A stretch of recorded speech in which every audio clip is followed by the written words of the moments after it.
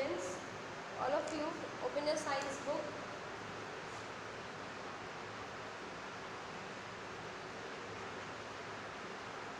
All of you open your science book.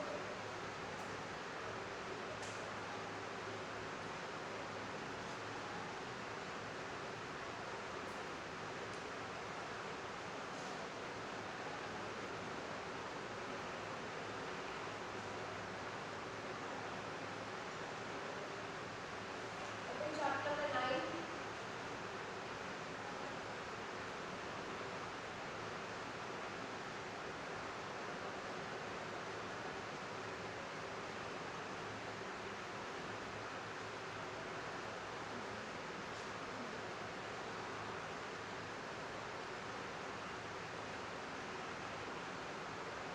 Open chapter number 9, reproduction in animals. Okay, all of you open it.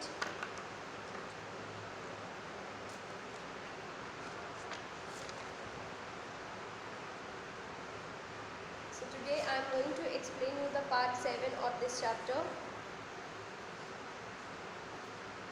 So today's topic is page number 151 open करिए. Topic है आज का जो मैं आपको explain करूँगी is development of embryo. तो we have studied that पहले फर्टिलाइजेशन होता है. फर्टिलाइजेशन कैसे होता है? The male sperm comes in contact with the female eggs और ova and it fuse together to form a zygote. Fertilize होते हैं, फ्यूज होते हैं to form a zygote. Zygote के बाद एम्ब्रियो फॉर्म होता है. जब जाइगोट धीरे धीरे बड़ा होगा then it forms a embryo.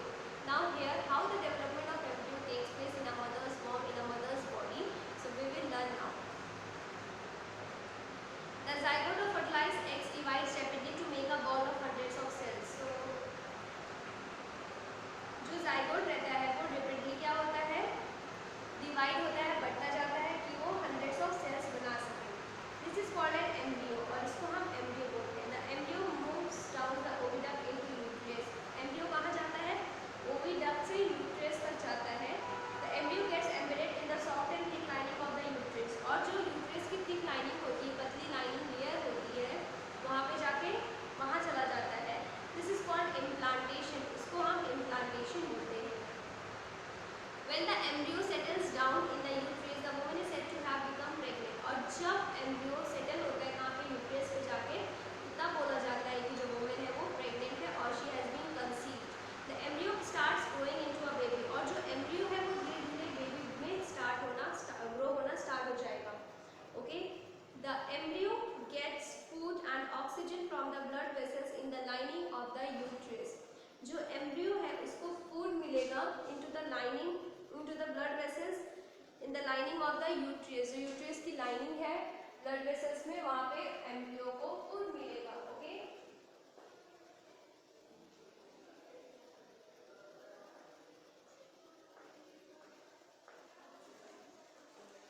Okay, their embryo will get the food.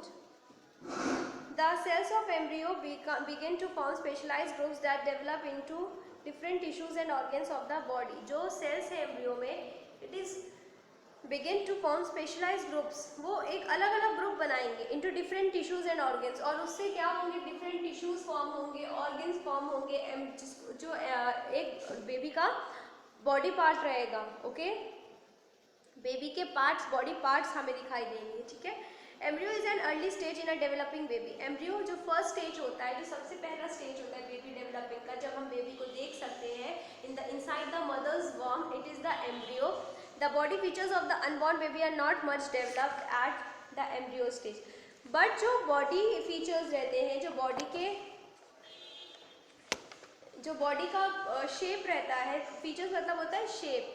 सो जो बॉडी के शेप रहते हैं बेबी के, it is not clear at the embryo stage. वो इतना क्लियर नहीं रहता है. The unborn baby remains an embryo in the first 8 weeks of the pregnancy. जो अनबॉर्न बेबी रहता है वो एम्ब्रियो में ही रहता है starting the first 8 week of pregnancy के 8 वीक्स तक. A human embryo at 4 to 5 weeks development is shown in figure 9. So 4 to 5 week का डेवलपमेंट एम्ब्रियो का आपके पिक्चर में देखिए बिना है. ओके. Developing foetus inside uterus, uterus के अंदर का ये पिक्चर है। We can not identify any body features, hands, legs, head, eyes and ears etc of the developing baby in this embryo. So हम बेबी का हैंड आई फीचर्स नहीं देख सकते, बट हाँ हम ऐसा बॉडी पार्ट, ऐसा उसका फीचर्स देख सकते हैं। हम इस तरह से देख सकते हैं कि इनसाइड द मदर्स वॉर्म कुछ प्रेजेंट है, ठीक है, कुछ लिविंग थिंग प्रेजेंट है। The embryo continues to grow and develop into the uterus to form a baby. Embryo जो है धीरे धीरे ग्रो करता है, बड़ा होता है ताकि वो फॉर्म कर सके, to form a baby. The embryo gradually develops body parts such as hands, legs, head, egg, eyes and ears. जो embryo है वो धीरे धीरे डेवलप होगा और धीरे धीरे उसके hands बनेंगे, legs बनेंगे, head, eyes and ears. An unborn baby is the uterus at the stage when all the body parts can be identified is called a fetus. तो जब unborn baby inside the uterus होता है, uterus के अंदर होता है, और जब उसके बॉडी फीचर्स हम रिकग्नाइज कर सकते हैं, पहचान सकते हैं, तो उसको हम फीटस बोलते हैं। Okay, so a human embryo becomes a fetus after about 8 weeks of pregnancy. 8 week pregnancy के बाद fetus डेवलप होता है। About 8 weeks until birth होने से पहले unborn baby is called fetus. Unborn baby को fetus बोलते हैं। It takes about 38 weeks, about 9 months.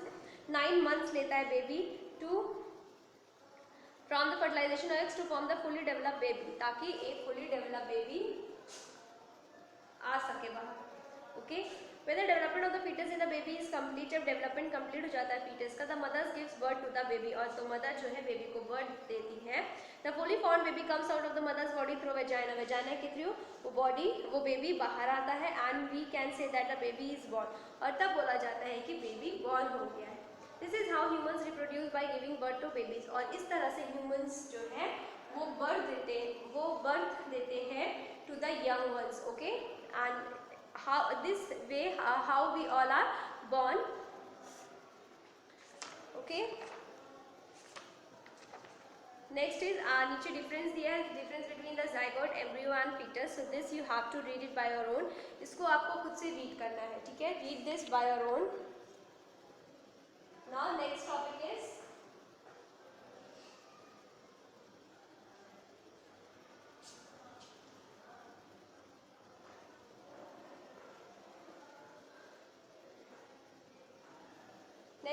is viviporous in vitro fertilization. What is in vitro fertilization?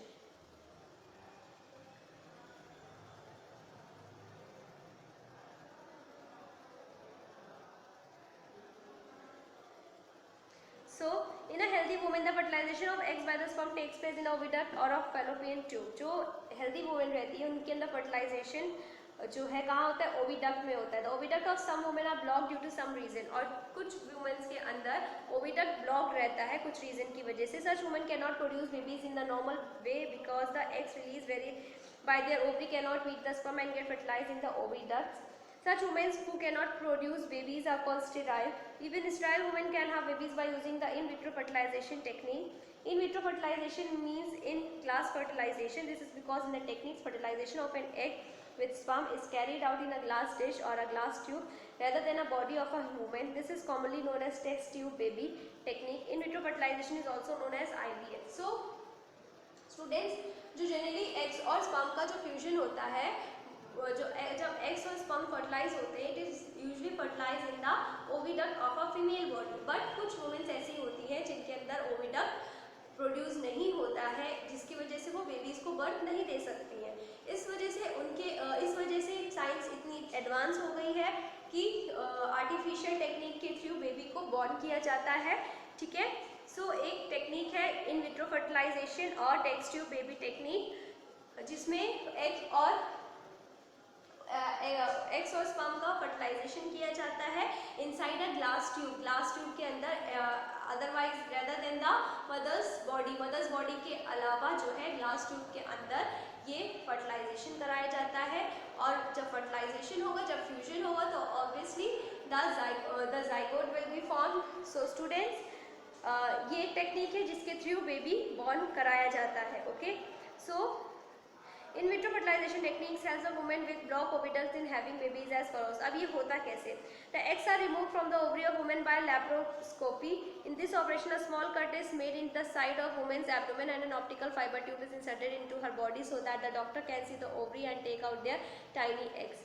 सो थोड़ा सा कट किया जाता है इनसाइड द वुमेन्स एब्डोमेन और उसमें से ताकि जो एग है वो उसमें से निकाल सके और जो है फर्टिलाइजेशन प्रोसेस हो सके। The women's husband provides the sperm. जो वुमेन हस्बैंड्स है वो स्पर्म प्रोवाइड करते हैं in the form of a semen. The sperms are mixed with eggs in a glass dish. Glass dish के अंदर मिक्स करते हैं स्पर्म और एग्स को टू कैरी आउट फर्टिलाइजेशन, ताकि फर्टिलाइजेशन हो सके। द फर्टिलाइज्ड एग्स और ज़ाइगोट डेवलप्स इनटू एम्ब्रियोज। जो फर्टिलाइज्ड एग्स और ज़ाइगोट रहते हैं वो डेवलप होता है into embryo. After about a week 1 और more embryos are placed in the women's uterus. और 1 वीक या उससे ज़्यादा थोड़ा टाइम लेके वुमेन्स यूट्रियस के अंदर एक और एम्ब्रियो फॉर्म होता है। If the embryo gets implanted in the uterus successfully the normal pregnancy occurs and a baby is born after about 9 months. अगर नॉर्मल इम्प्लांटेड हो गया, ठीक है, अगर यूट्रियस सक्सेसफुल हो गया तो क्या होगा, नॉर्मल वुमेन भी, कोई भी वुमेन भी जिसके अंदर ये इन विट्रो फर्टिलाइजेशन हुआ है वो बेबी को बर्थ दे सकते हैं। Okay, so IVF technique is usually help those couples, husband and wives, in having babies who can produce sperms and eggs, but fertilization cannot take place inside the woman's body. So, in vitro fertilization बहुत ज़्यादा useful हुआ है। Though we all have the advanced science, इसके through, ये in vitro fertilization के through कई couples को babies help कराने में useful हुए हैं। Okay, babies born कराने में useful हुए हैं। Next is viviparous animals and oviparous animals. Now, what are the viviparous animals and oviparous animals? So, those animals which give birth to young ones or baby animals are called viviparous animals. वो animals जो birth देते हैं छोटे बच्चों को, they are the viviparous animals. Vivi means alive, parous means bearing. In viviparous animals, the young one develops the uterus inside the body of the mother.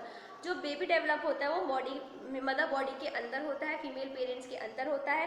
When the young one is fully developed then the mother gives birth due to which the life young one और baby animal comes out from the body of the mother. So जब baby develop हो जाता है, so it will comes out from the mother's वॉर्म। So they are the viviparous animals.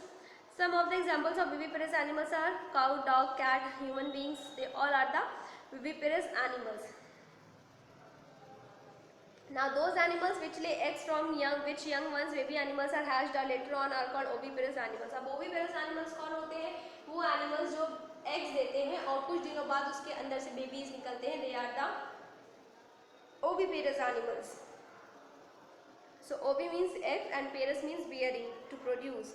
So in oviparous animals the mother's female parent lay eggs outside the body. Generally आपने birds को देखा होगा, birds क्या करती हैं, hens क्या करती हैं, एग्स ले करती हैं और उस एग्स को कुछ दिन तक उस पर बैठ के उसको वार्म अप करती है ताकि उसमें से बेबी हैच आउट हो सके। ठीक है, जब उसको वार्म करेंगी तो कुछ दिनों बाद after few days the baby birds और baby chicks are comes out from the egg. So they are the oviparous animals. Okay, examples हैं ओविपेरस एनिमल्स के, sparrows, crow, butterfly, house fly, frog, fish, lizard, snake, these all are the oviparous animals. Now the next is the case of hen. The case of hen. So students, this is the new topic. We will start in the next video. Till that, you all have to read the chapter once again. एक बार फिर से chapter read करिएगा ताकि आपको जितनी भी confusion हो वो clear हो जाए. Okay?